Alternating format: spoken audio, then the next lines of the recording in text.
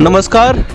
4 मई के सबसे महत्वपूर्ण खबरों के साथ मैं एक बार फिर हाजिर हूं, अर्जुन वेदांत। आप सुन रहे हैं संवाददाता मिनट्स। चलिए दिन की शुरुआत करते हैं तमाम बड़ी खबरों के साथ। भारत में बीते 24 घंटे में कोरोना वायरस संक्रमण के 2487 मामले सामने आने के बाद देश में संक्रमण की कुल संख्या 40,263 हो गई। पिछले 24 घंटे में 83 मौतें दर्ज हुई हैं, जिससे अब तक मारे जाने वाले लोगों की संख्या 1306 हो चुकी है। वहीं अब तक 10,887 लोग रिकवर हो चुके हैं।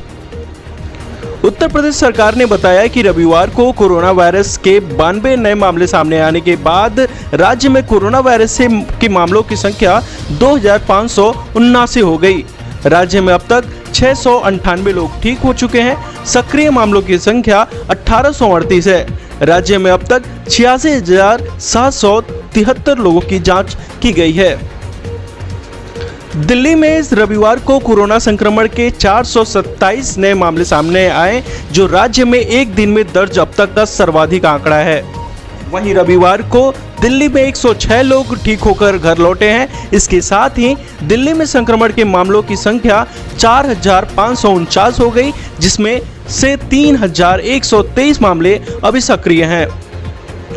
गुजरात स्वास्थ्य विभाग के मुताबिक राज्य में रविवार को कोरोना वायरस संक्रमण के 374 नए केस दर्ज करने के बाद इनकी संख्या बढ़कर 5,428 हो गई।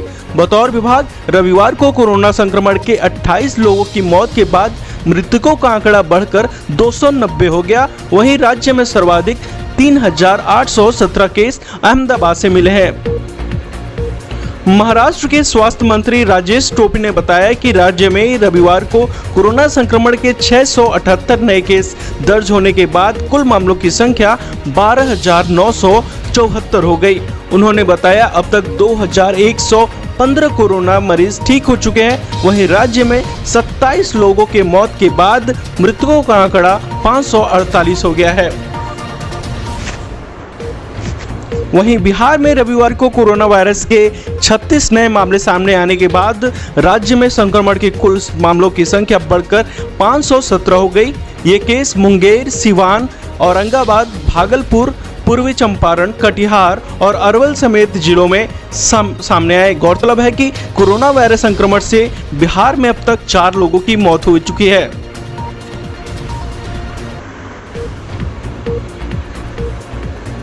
दिल्ली के मुख्यमंत्री अरविंद केजरीवाल ने रविवार को कहा है कि बढ़े हुए लॉकडाउन में सोशल डिस्टेंसिंग का पालन करते हुए शादी में 50 लोगों से अधिक, जबकि किसी अंतिम संस्कार में 20 लोग से अधिक लोगों की अनुमति नहीं होगी।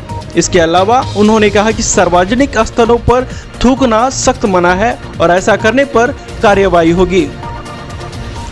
भारतीय सशस्त्र सेना ने रविवार को देश भर में कोरोना योद्धाओं का आभार व्यक्त किया। एक तस्वीर में वायुसेना के 3 C-130 परिवहन विमान रायसीना हिल्स के ऊपर उड़ान भरते दिखे। दूसरे फोटो में वायुसेना का हेलीकॉप्टर त्रिवेंद्रपुरम मेडिकल कॉलेज पर फूल बरसाता दिखा। चिकित्सा पेशेवरों को सलामी देने के लिए विभिन्न अस्पतालों में आर्मी बैंड ने भी परफॉर्म किया। मानव संसाधन विकास मंत्रालय जेईई और नीट जैसी परीक्षाओं की नई तारीखों का ऐलान 5 मई को करेगा। दरअसल देश भर में लागू लॉकडाउन के कारण दोनों परीक्षाएं स्थगित कर दी गई थी। गौरतलब है कि पहले NEET की परीक्षा 3 मई को होनी थी, जबकि जेईई मेंस की परीक्षा अप्रैल के पहले सप्ताह में होनी थी। ICMR ने रविवार को बताया कि भारत में 10 लाख से अधिक कोरोना वायरस टेस्ट हुए हैं, जिसमें 39,980 टेस्ट पॉजिटिव आए हैं। जिस दिन टेस्ट की संख्या 10 लाख के पार हुई, उस दिन अमेरिका में 1,64,620 और जर्मनी में 73,522 मामले सामने आए थे। 10 लाख टेस्ट के बाद स्पेन में 2,194, तुर्की में 1,17,579 और इटली में 1,52,271 मामले सामने आए हैं। यानी कि इन सभी देशों में अब तक भारत में प्रति 10 लाख टेस्ट में जो पॉजिटिव केसेस हैं वो इन देशों के मुकाबले काफ़ी कम है।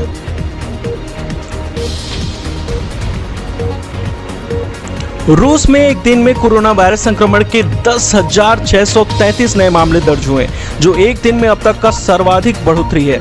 रूस में अब संक्रमण के मामलों की संख्या 1,34,000 से ज्यादा हो गई।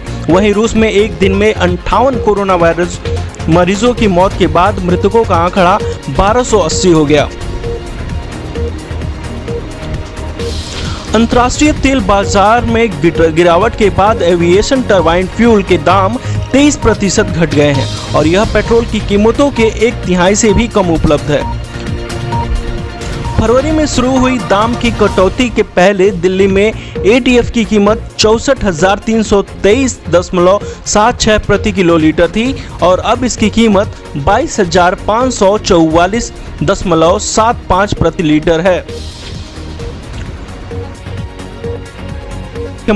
उत्तर प्रदेश के मुख्यमंत्री योगी आदित्यनाथ ने कहा कि तबलीगी जमात के लोगों ने कोविड-19 जैसी संक्रामक बीमारियों को छिपाकर अपराध किया है। उन्होंने कहा कि देश में जहां भी कोरोना का फैलाव देखने को मिला है, उसके पीछे तबलीगी जमात के लोग हैं।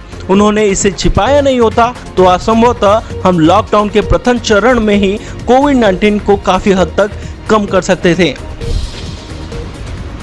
हंदवाड़ा में रविवार को मुठभेड़ के दौरान कर्नल और मेजर समेत सेना के 4 जवान व जम्मू कश्मीर का एक पुलिसकर्मी शहीद हो गए हैं।